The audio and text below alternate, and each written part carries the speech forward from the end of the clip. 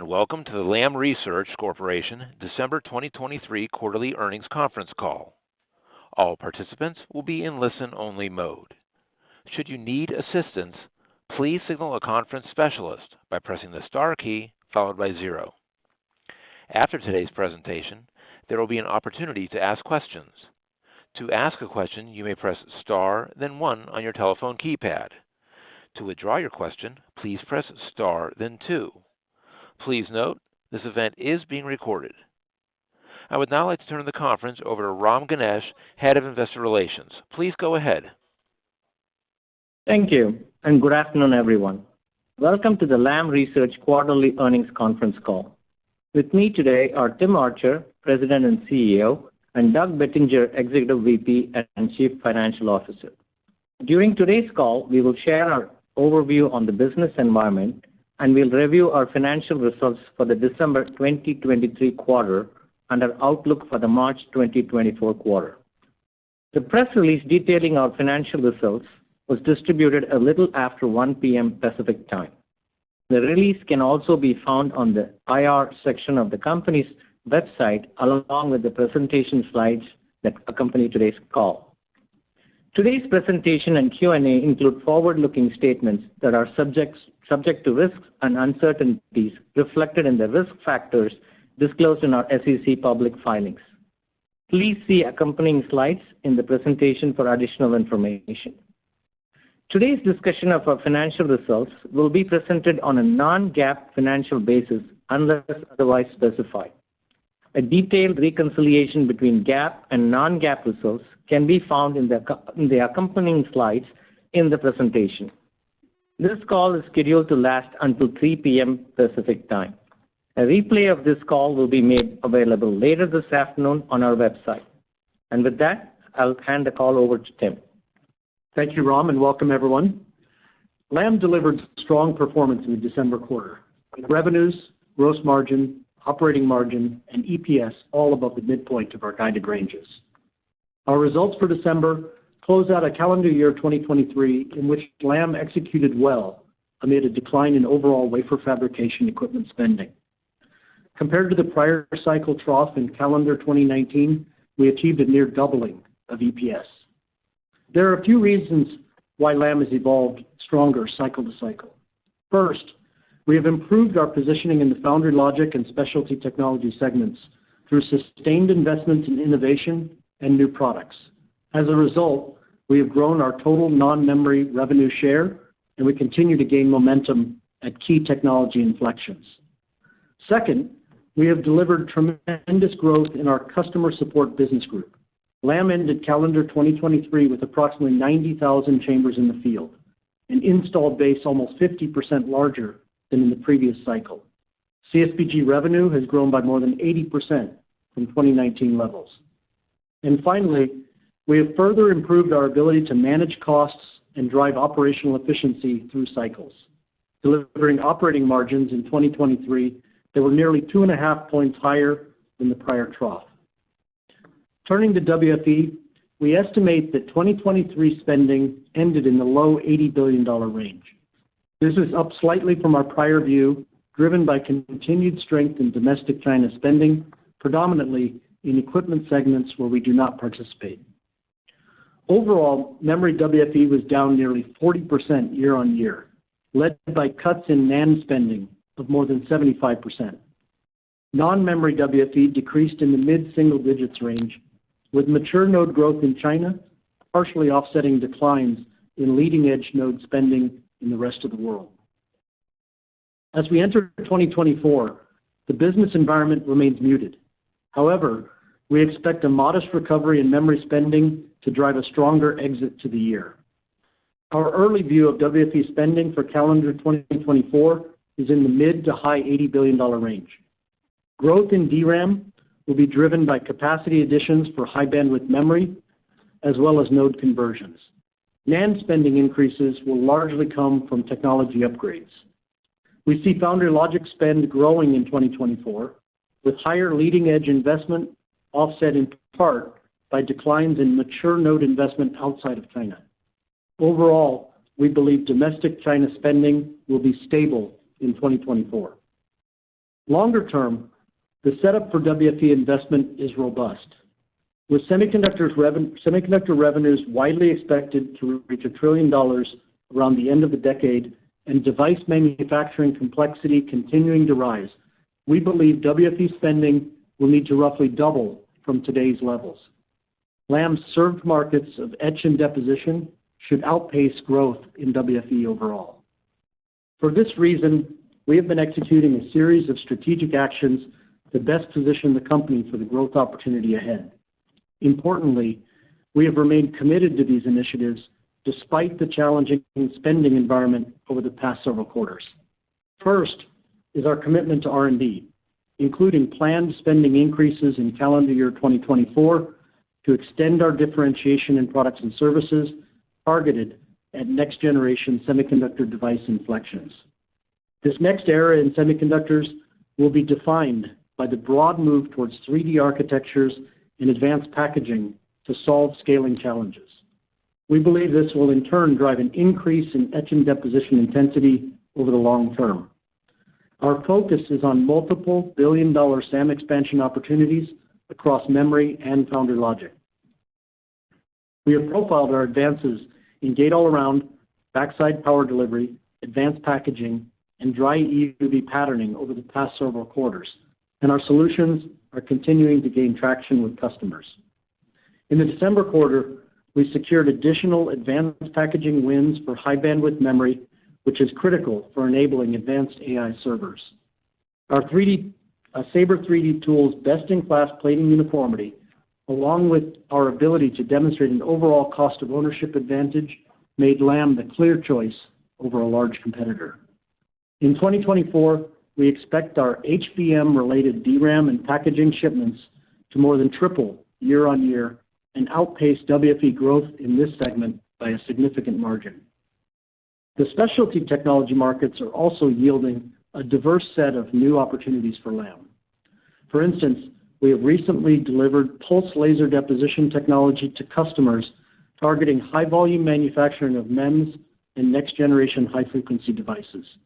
We accelerated our entry into this market by integrating technology we obtained via a small acquisition onto a production-proven Lam platform. Compared to competing deposition methods, Lam's solution enables more highly doped scandium aluminum nitride films, which deliver the piezoelectric performance and cost our customers require.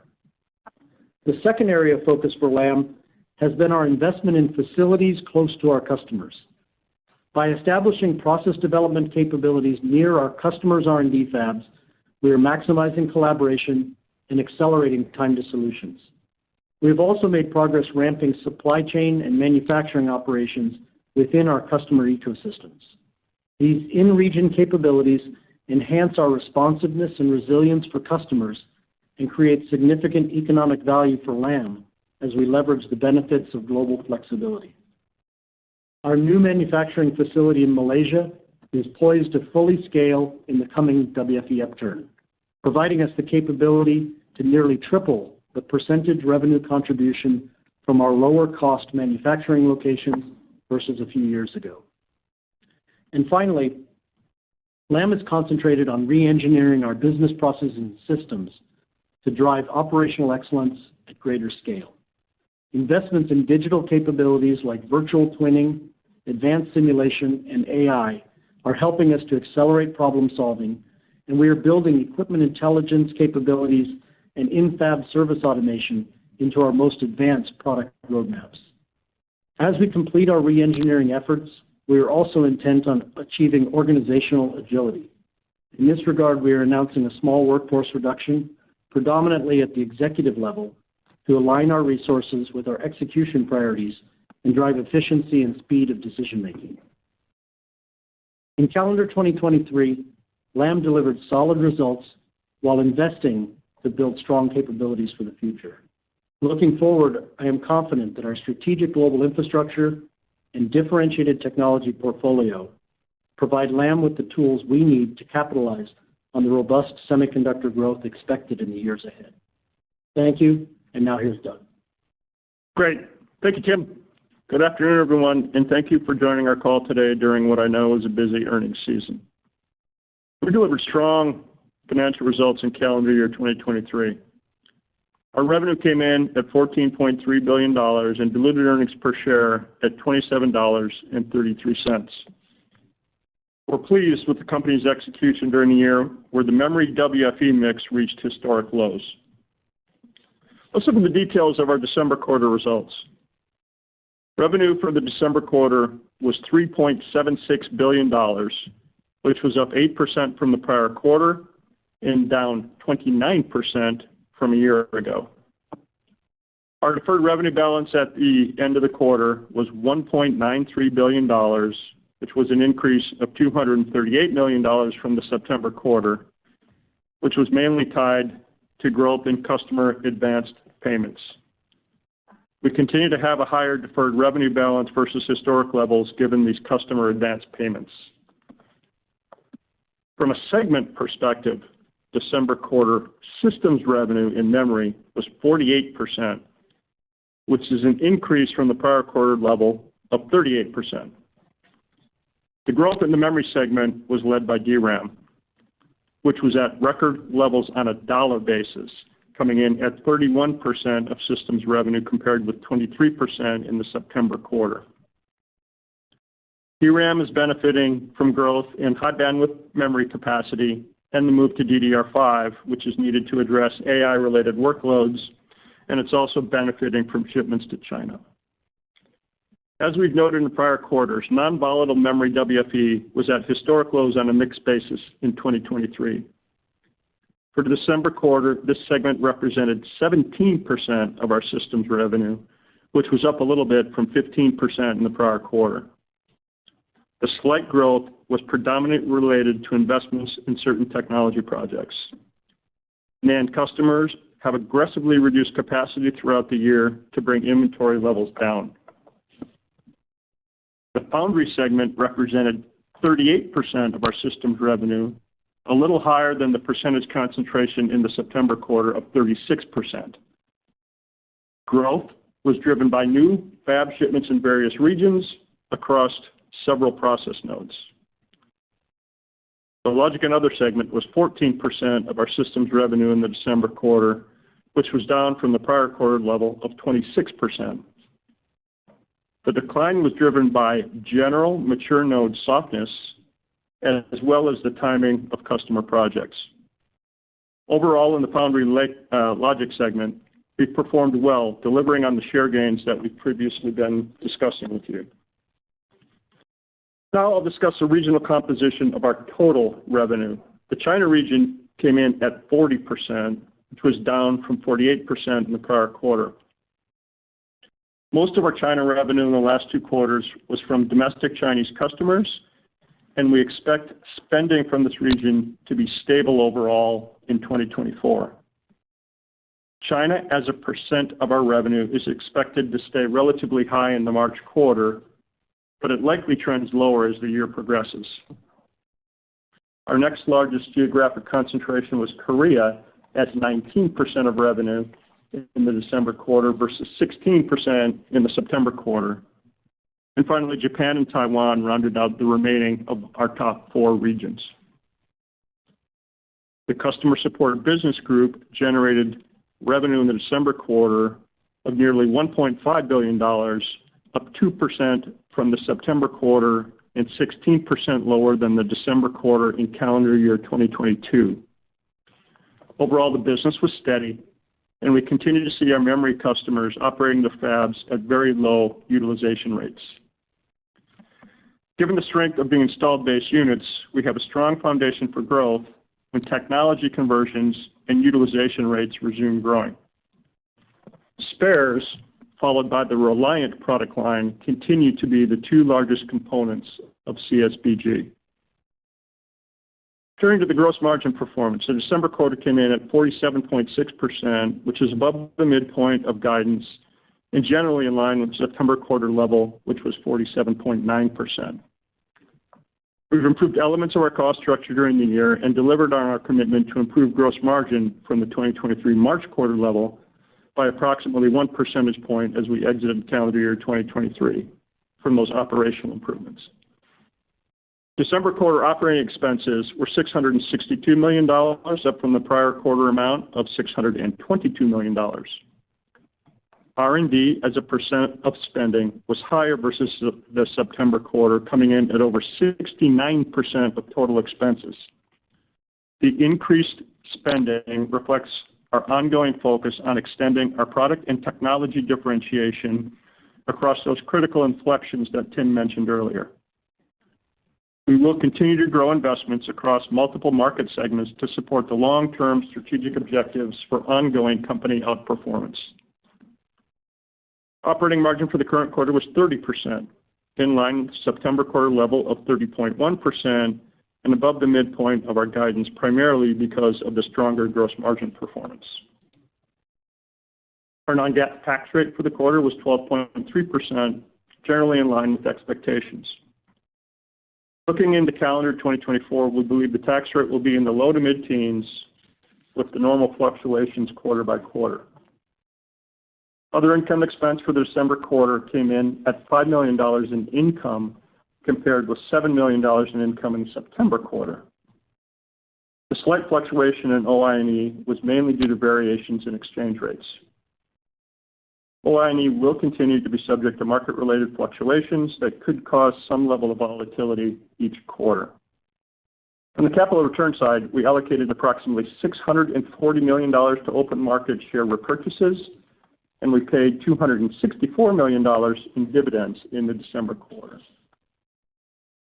For the 2023 calendar year, we returned 79% of our free cash flow, totaling $3.8 billion, which was largely consistent with our long-term capital return plans of 75% to 100%. December quarter diluted earnings per share was $7.52, over the midpoint of our guidance. Diluted share count rounded down to 132 million shares, on track with our expectations and down from the September quarter. During 2023, we repurchased nearly 5 million shares through our share buyback program. And I would just mention, we have $2.1 billion remaining on our board-authorized share repurchase plan. Let me pivot to the balance sheet. Our cash and short-term investments at the end of the December quarter totaled $5.6 billion, up from $5.2 billion in the September quarter. The increase was largely due to collections, offset by cash allocated to share repurchases, dividend payments, and capital expenditures. Overall, 2023 was a record year for cash flows from operations, coming in at $5.3 billion. Day sales outstanding was 66 days in the December quarter, which was a decrease from 73 days in the September quarter. As a result of our operational focus and execution, I'm pleased to report that inventory turns improved to 1.8 times from the prior quarter level of 1.5. We will continue to work on bringing inventory down throughout calendar 2024. Our non-cash expenses for the December quarter included approximately $70 million for equity compensation, $78 million for depreciation, and $13 million for amortization. Capital expenditures for the December quarter were $115 million, up $38 million from the September quarter. Spending was primarily centered on product development activities and lab expansions in the United States and Asia, supporting our global lab investment strategy. We ended the December quarter with approximately 17,200 regular full-time employees, which was flat with the prior quarter. Let's now turn to our non-GAAP guidance for the March 2024 quarter. We're expecting revenue of $3.7 billion, plus or minus $300 million. Gross margin of 48%, plus or minus 1 percentage point. This gross margin guidance is reflective of continued favorable customer mix. I do expect this favorable mix to mitigate somewhat as the year progresses. Operating margins of 29.5%, plus or minus 1 percentage point. I would again highlight that the March 2024 quarter will have higher spending, as it includes an extra week in the quarter, which occurs every several years. It's a 14-week quarter. And I will also remind you, we will be growing R&D spending this year. And finally, we're expecting earnings per share of $7.25 plus or minus 75 cents based on a share count of approximately 132 million shares.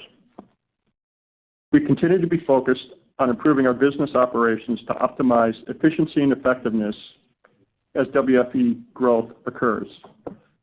Our profitability metrics reflect the progress we made during calendar year 2023, with business realignment and transformational activities well underway. We'll see these activities continue in the first half of calendar year 2024. Including the cost incurred for these improvement activities and headcount reductions that we saw in calendar 2023, I now expect we'll spend in total $300 million for these actions, which will continue to be reported in our non-GAAP adjustments. I had previously told you we would spend $250 million over 12 months. It's now $50 million higher in 6 months longer. So let me conclude. Over many semiconductor cycles, Lam has established a proven track record of successfully managing our business. With the actions we've taken over the course of the last several quarters, we expect to strengthen our operations and technology leadership and further enhance our profitability profile. When revenue scales into the next upturn, Lam will be stronger, better positioned, and more efficient. Operator, that concludes our prepared remarks. Tim and I would now like to open up the call for questions. We will now begin the question and answer session. To ask a question, you may press star, then 1 on your telephone keypad. If you're using a speakerphone, please pick up your handset before pressing the keys. To withdraw your question, please press star, then 2. Our first question today is from Tim Arcuri from UBS. Please go ahead. Thanks a lot. I guess my first question for you, Tim, is I wondered if you could sort of translate. Obviously, you heard your big, litho peer that reported today that had these huge orders and, looks like a couple $2 billion in EUV orders for DRAM. So that sort of translates to an extra $9 to $10 billion, something like that. So it seems mostly for shipments toward the end of this year and even into next year for them. So like maybe you haven't seen that yet. But can you talk about what that tells you about the future of that segment? And, I know you think it's going to be up, but it seems like it could be up a lot, and maybe any change in the planning outlook or the discussions that you're having with your DRAM customers. Sure. Thanks, Tim. And obviously, WFE is a tricky thing to forecast because generally we have a very good view of certain segments of the market. And, we try to give an overall view of WFE, and we do that based on listening to peers, talking to customers, and making our own assessments. Sometimes we get it wrong, and I guess we're always in a period of adjusting that. I think, though, I don't think there's anything out there that is completely inconsistent with what we've said. We've said WFE is up this year, modestly recovering because of memory. We'd see a stronger exit to the year. And I think to the magnitude, I think we're just going to keep watching it and having those conversations with customers. In this period, lead times of equipment and the framework in which certain pieces of equipment need to be ordered and brought into fabs can differ, equipment supplier to equipment supplier. And maybe there's something at play there. But I think it probably further reinforces our bullishness that memory has been at a historically low mix of WFE. We said that memory spending across both DRAM and NAND we felt was at unsustainable levels. We said that on pretty much every call last year. And so I think that, it's not a surprise that eventually corrects itself. What I would point out is that we don't spend a tremendous amount of time trying to get the timing exactly right. In my script, I talked a lot about strategic actions which, play out over years and, in fact, catch the DRAM inflections that are coming now. The strength we have in high bandwidth memory, the positions we have in applications in DDR5 and beyond, those were established by us seeing DRAM opportunities years ago. And I think we're continuing to report more and more growth in that segment, and I think we'll just continue to do that. So we tend to take a long-term view of technology and spending patterns. And Tim and Doug, I'll just remind you something that I know you know very well, that litho lead times are generally much longer than ours are in etch and deposition, and you never buy litho without eventually buying the process equipment that goes along with it. So if they're seeing something, we will see it too. Totally, Doug. Yeah, for sure. So I guess for you, Doug, super quick. So there's kind of a lot of moving parts I know going on in gross margin. I know that the mix is helping you, and I know you're probably getting some tailwinds from some cost relief and things like that. So what's the right normalized margin? I know maybe 48 is not the right normalized number, but is the mix helping you by 50 basis points, and that's what sort of goes away? Can you sort of help us there? Thanks. Yeah, Tim, I'll remind you of what I said last quarter, because it's still kind of the same thing. The customer mix is benefiting us again in the March quarter guide, maybe even a little bit more than it did last quarter. I took you back to that June quarter of last year before we had such a favorable geographic mix, and that largely is what's driving the customer mix. We were around 46% gross margin, 45.7, I think, if I remember the June quarter specifically. That's not a bad place to kind of start when mix normalizes back to maybe more normal levels. So think about it that way, somewhere in between there and where we are here. These operational improvements, though, that we've been talking about are real things. And as growth resumes, and we know growth will resume at some juncture, we should benefit from repositioning the company to these lower cost locations. So that's still on the come line. But it will require some level of growth in the business. Thank you, Doug. Thanks, Tim. The next question is from Harlan Sur with J.P. Morgan. Please go ahead. Good afternoon. Thanks for taking my question. Again, going back to your large litho peer that reported this morning, right? They called out seeing an increase in customer utilizations of their litho tools, both in memory and in foundry and logic. Appearing that this is the early signal of a positive turn in cyclical dynamics. I know you guys also track in real time utilizations, activity rates of your customers. I know they're at very low levels, but are you guys starting to see some pickup in utilization rates across your customers? And is that also maybe giving you further confidence in your modest growth outlook for WFE this year? Yeah, we've said in the past that we obviously we track that pretty closely. I think you've heard our customers talk about increasing utilizations. We've certainly seen and heard from our customers talk of strengthening in pricing in those markets. How we said it would affect us, I mean, in markets like NAND, we said we would, with so much utilization taken offline, we would see some uptick in our spares business. We would see that start to flow through upgrades. And as I mentioned in my script, we anticipate that a big portion of the uptick in memory spending this year will be coming through technology upgrades where, the installed base is Lam equipment. And therefore, the benefit, a lot of the benefit of that WFE spending will flow to Lam as we do those technology upgrades. The other element of the spending will be coming from the additional equipment that needs to get added to enable things like high bandwidth memory. And we've talked about the fact that in high bandwidth memory, Lam has 100% market share of the critical technologies needed for stacking the DRAM. So, I'll let our customers speak to what their utilizations are, but what I'd say is that all signs are pointing to the memory market beginning to come out of its, pretty darn near historic downturn over the last couple of years. And so that's what we're looking at for this year. Oh, that's very helpful. And then you mentioned this, your CSBG business has grown at a 17% CAGR since 2019, right? That's significantly faster than, I think it was a 10 to 11% CAGR target that you guys put out at your last Analyst Day.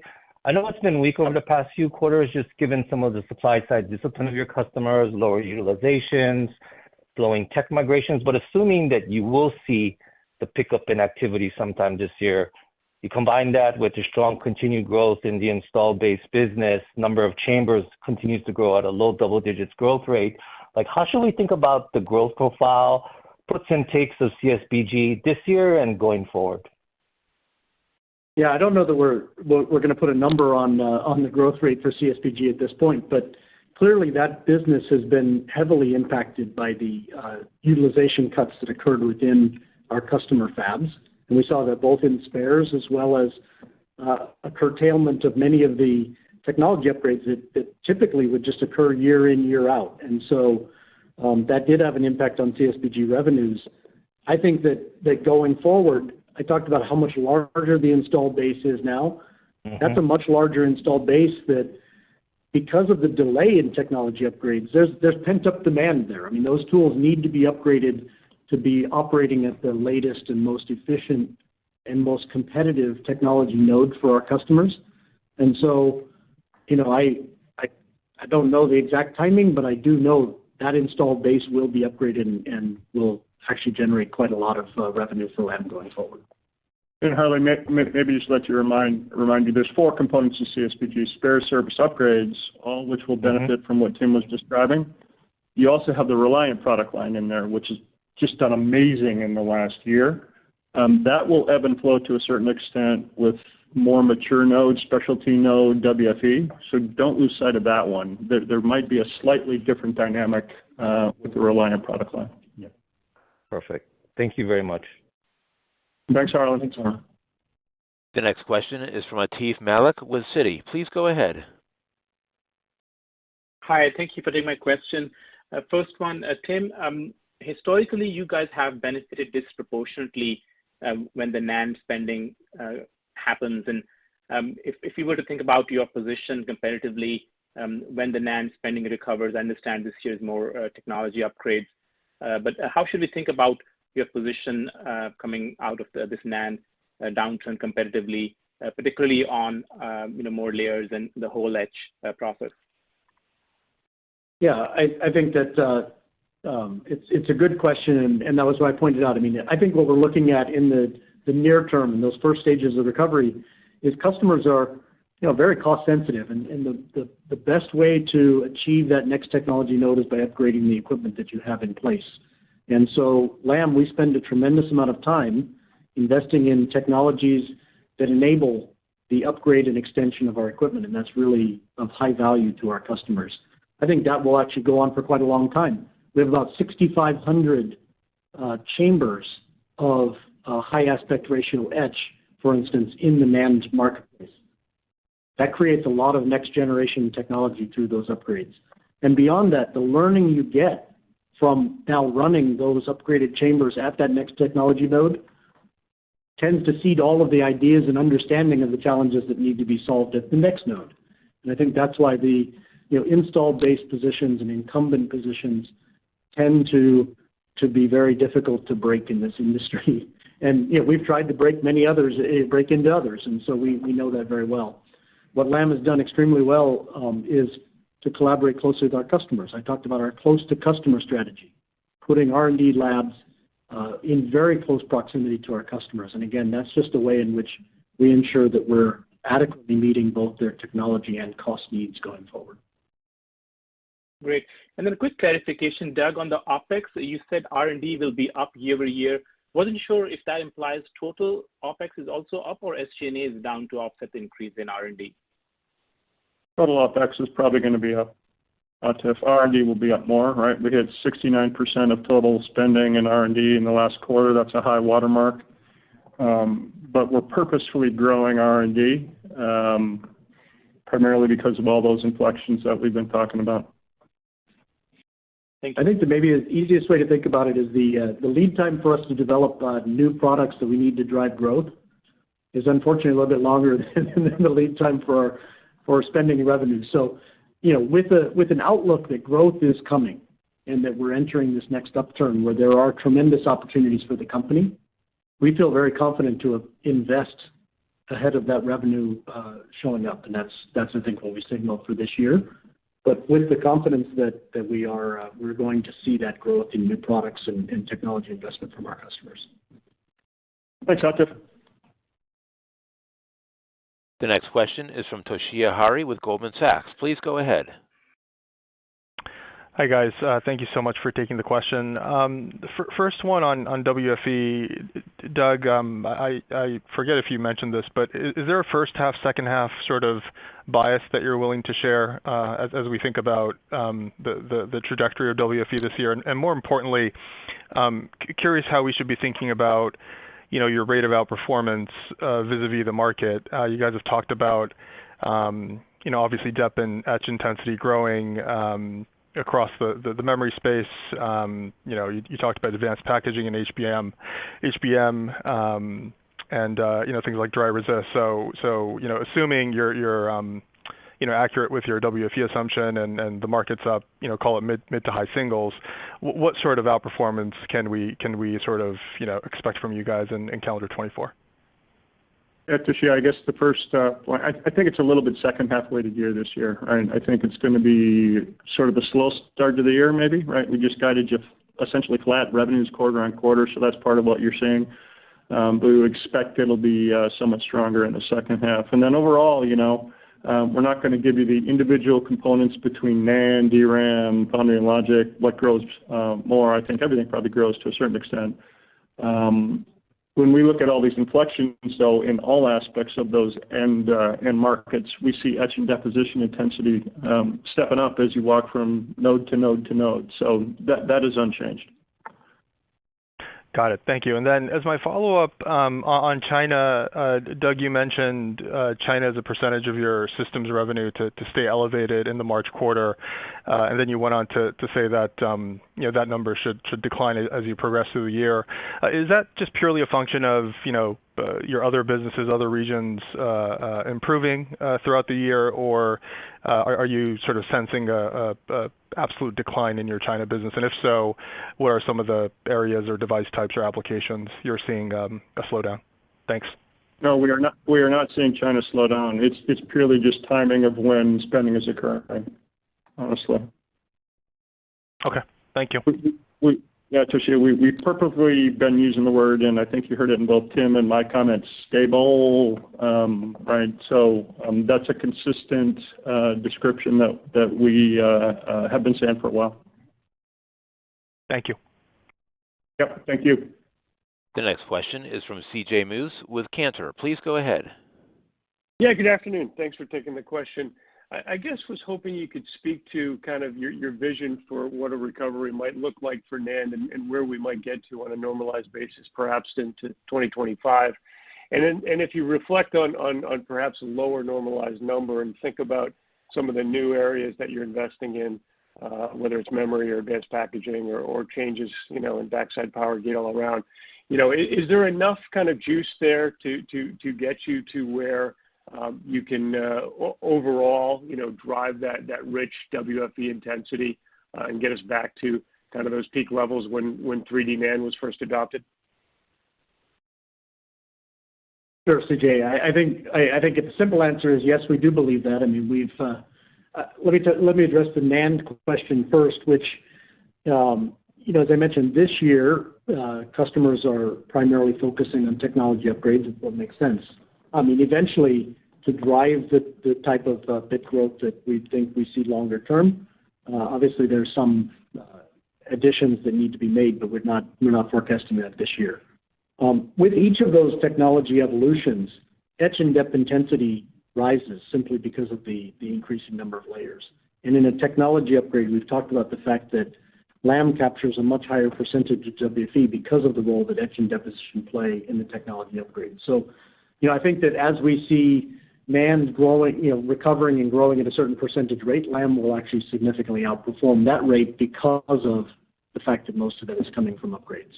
Now, longer term, I think we have turned our attention, and strategically we've said we want to build resilience into our business by really capturing a lot of the opportunities that exist. Of course, in NAND, where we're very strong, but really outside of NAND in some of these other markets that are becoming more etch and dep intensive. And we've talked about those, whether it's gate-all-around or backside power or advanced packaging, dry EUV patterning. And each of those we've characterized as a billion-dollar-plus opportunity when fully scaled for Lam. And those are SAM expansion, meaning that they are incremental to where Lam has been before. So I think when you play those out, and obviously we have to be successful in execution. That's why we keep talking about we're gaining traction, but there's still a ways to go before these inflections and all decisions are made. But we think those can certainly drive Lam to new highs in terms of revenue and obviously profitability as well. Very helpful. Tim, I guess a quick follow-up, Doug. I know you're hesitant to guide OpEx for the full year, but perhaps you could help us understand maybe the impact of the extra week on the March quarter and, how you're thinking about, driving that R&D growth through the calendar year? Yes, CJ. I mean, it's 14 weeks versus 13. That's the right way to kind of think about it. You can just ratio it to understand kind of it's a longer quarter, so that's the piece from that. And then any delta to get to the 29.5 op margin is part of that beginning to step up R&D. As we go through the year, though, we will purposefully be growing the investment in R&D so that you might not see the historic leverage that we've delivered is what I described a quarter ago, and that's still very much how you should be thinking about it. Thank you. Yeah. Thanks, CJ. Welcome back. The next question is from Srini Pajjuri with Raymond James. Please go ahead. Thank you. Tim, you talked about your trough EPS doubling essentially, which is a tremendous achievement and execution.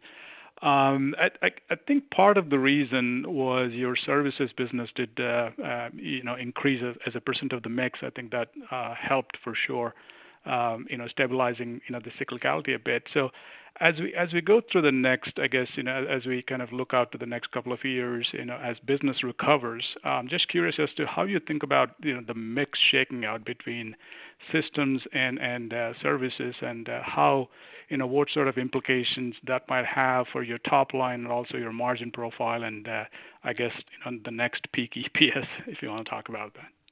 Thank you. Sure. Well, here's why it's always a little difficult to answer this question, is because we're certainly investing to grow our systems business tremendously as well. And so, we don't look at it as one trading off versus the other. And so, in fact, one kind of begets the other. The better our systems business does, the faster our installed base grows. And that's really the story from 2019, in that until now, where we talked about how much the installed base has grown. We shipped a lot of new systems that grew that installed base by nearly 50%. So going forward, I think that we anticipate the ratio of CSBG revenue to overall revenue staying kind of in the historical range that it's been in, and that's just going to be driven by kind of equivalent success in both parts. But the CSBG revenue, the installed base business, not only gives us stability, but it also opens new channels for growth for the company. And I've talked about this on previous calls, which is I think that when we think about how Lam leverages things like artificial intelligence and data, it's in the installed base services business.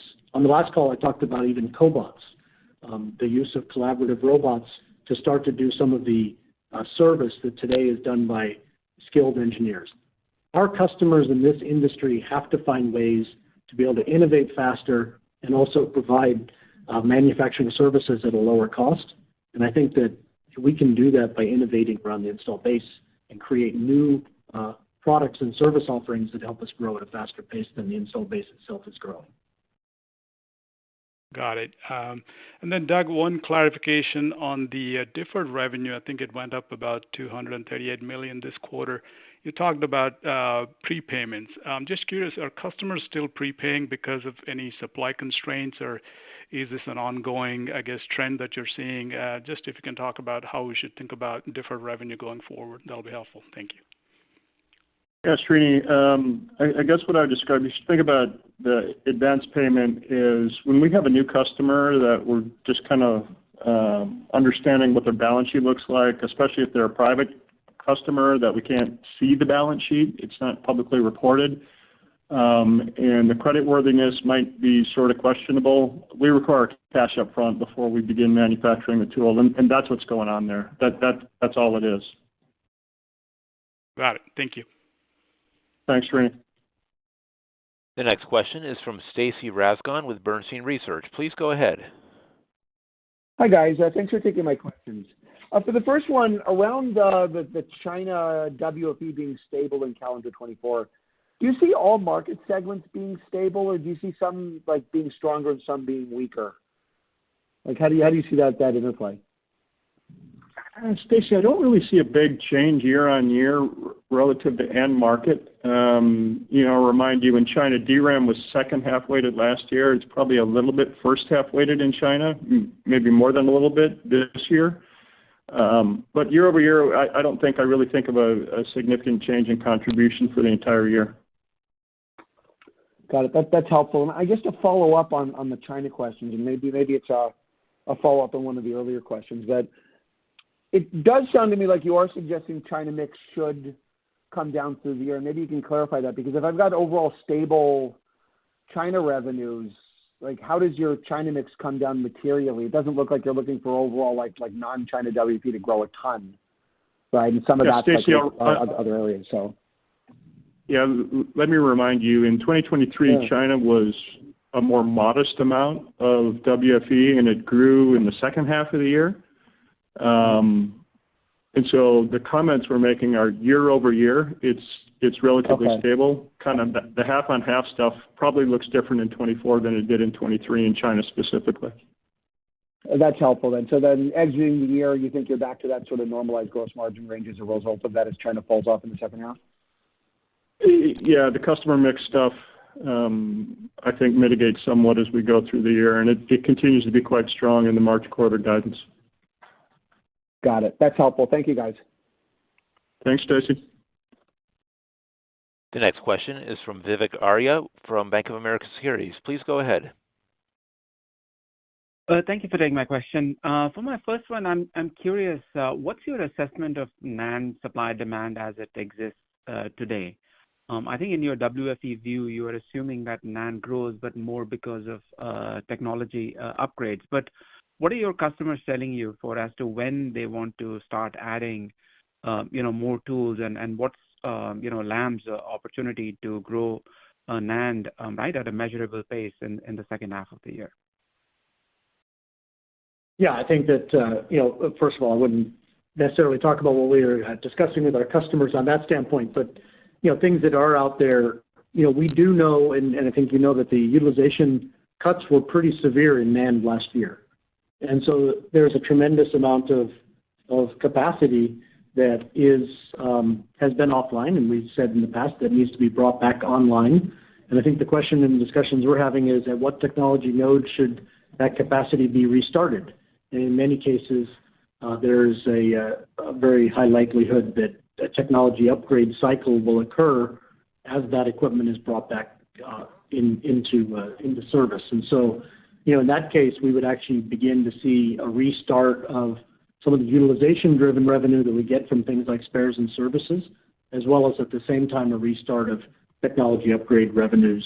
And that's why I think that from a NAND perspective this year, we think that will effectively represent the majority of the spend that occurs in that segment.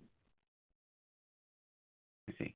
And then, Tim, as many of the DRAM customers are saying that they plan to shift bits more towards HBM from DDR, does that have any positive or negative influence on your CSBG and the spares business?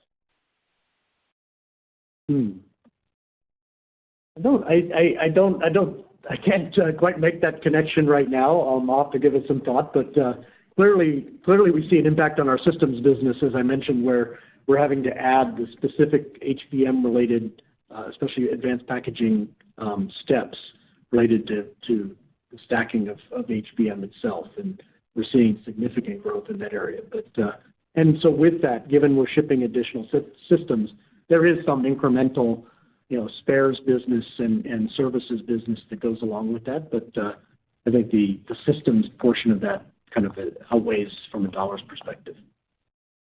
I guess maybe just to clarify, does your CSB business start to kind of grow consistent with the growth in your tools business overall, or do you think there is going to be a lag factor because it slowed down later? Does it start to regrow later also?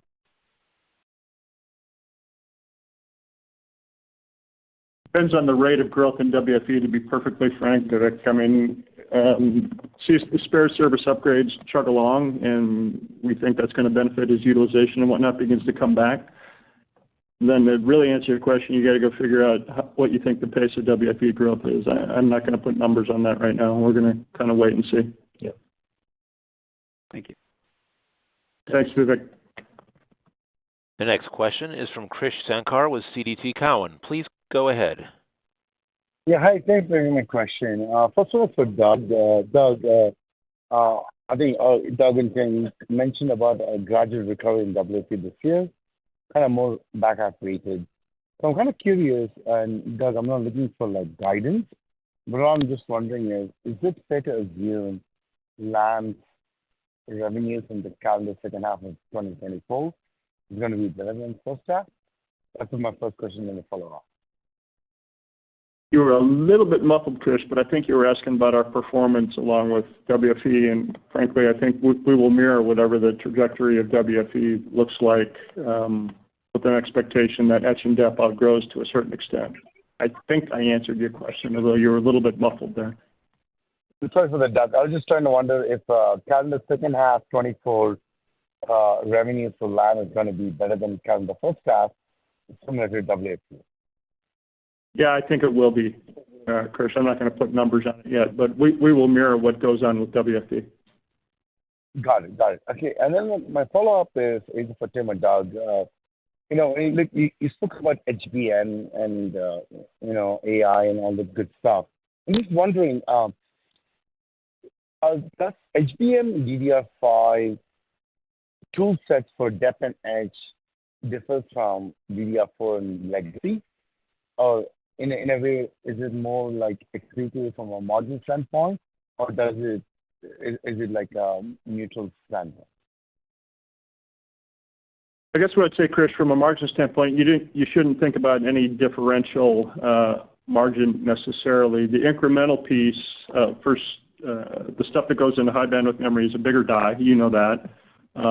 The die itself, building the DDR5 die, is largely the same equipment that builds DDR5 that doesn't go into HBM. The incremental stuff comes when you go into the advanced packaging stuff. The Cindy and deep silicon etch and the electroplating are areas where we're extraordinarily strong, in addition to some other things. That is clearly incremental equipment. Yeah, and I think from a etch and dep intensity perspective, in general, I think you mentioned DDR4 to DDR5. I mean, I think in general, with each technology node evolution, whether it's DRAM, NAND, foundry logic, we've said etch and dep intensity rises with technology advancement. And so I think you can imagine that there's more equipment being needed, and that's in addition to the fact that larger die sizes drive greater equipment per bit out. So there's a lot of factors that every time we move forward, there's more equipment and more Lam equipment required for those technology nodes. Got it. Thanks, Tim. Thanks, Doug. Yeah, thanks, Krish. The next question is from Joe Moore with Morgan Stanley. Please go ahead. Great, thank you. If I could ask about your DRAM systems revenues in the December quarter, they were kind of back to the highs of a couple years ago, but I know you had some China in there.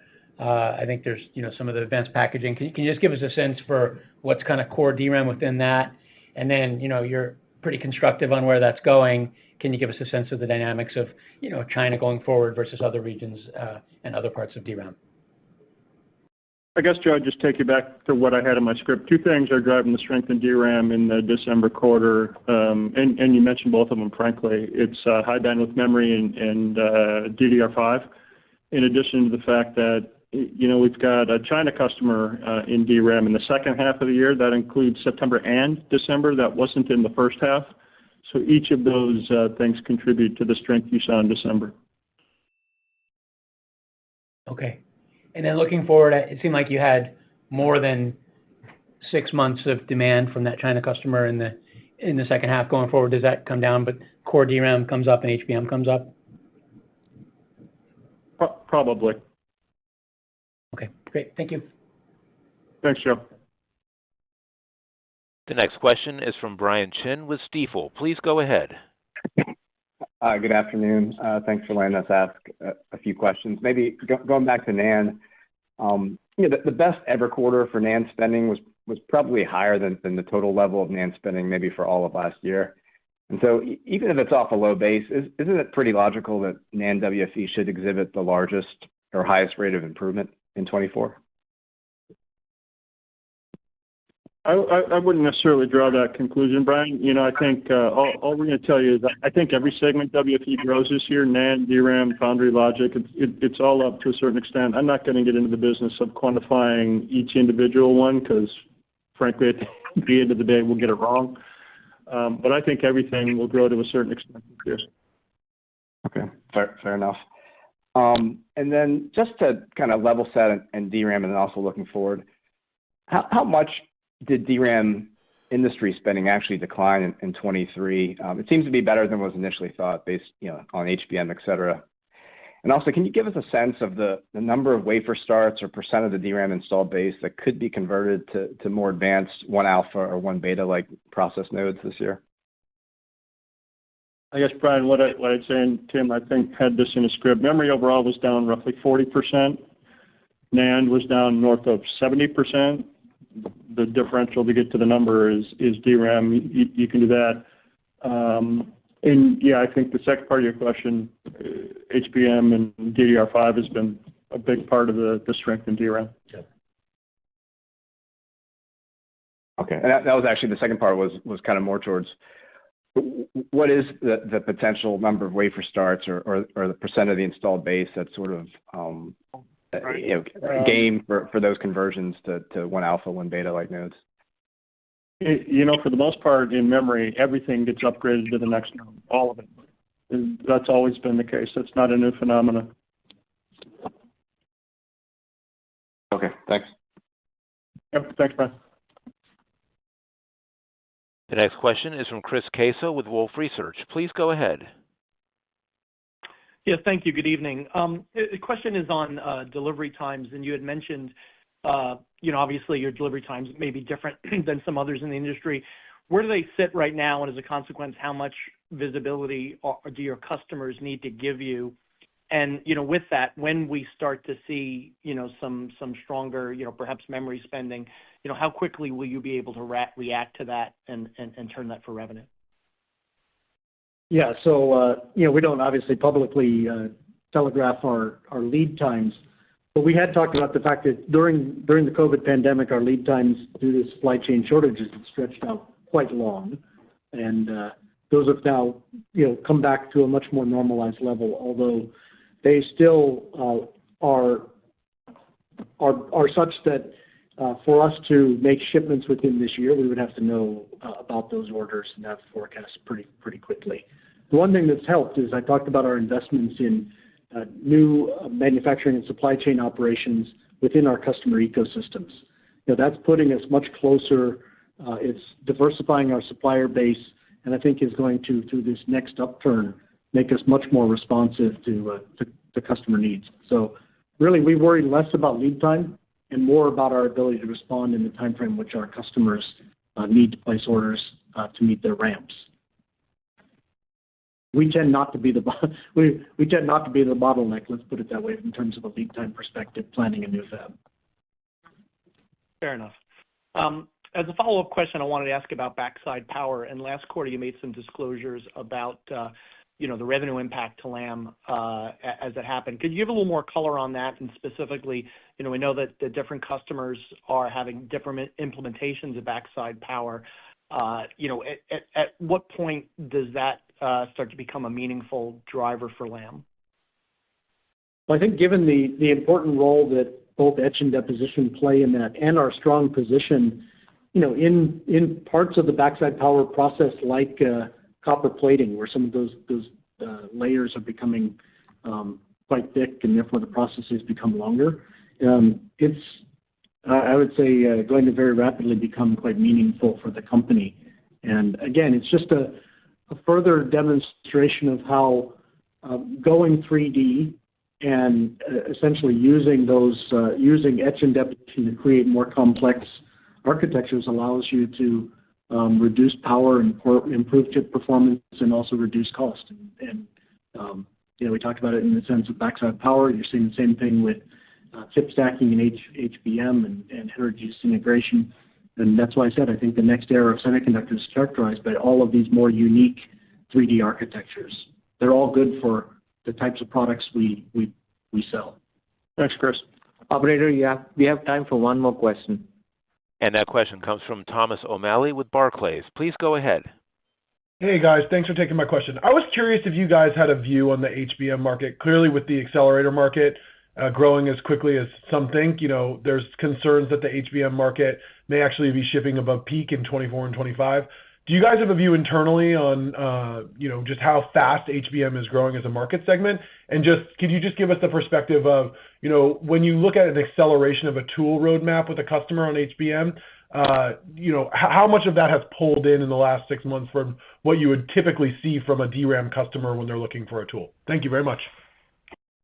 Sure. Well, I think that as a real key supplier into the HBM market, as I mentioned, the strong position we have in the processes required for the stacking, this is an area where we're seeing very, very strong demand.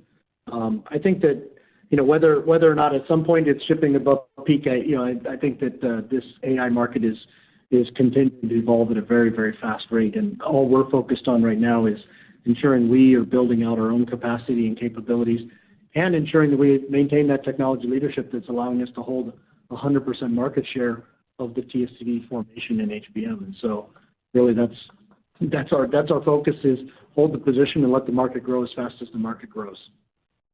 Helpful. And then just one on the makeup of inventory. You guys have talked about working down inventory throughout the year. Is there any color you can give us on the makeup of that inventory? Is it more memory related or foundry logic related? I know you don't want to give specifics, but just where do you see that inventory coming down through the first half of the calendar year? Thank you very much. Yeah, Tom, it's the rate of decline in memory as we went into 23 was pretty dramatic, and we ended up taking more inventory than we needed specifically for memory. So there's a bigger component of it targeted at memory, and as memory recovers, the inventory will come down.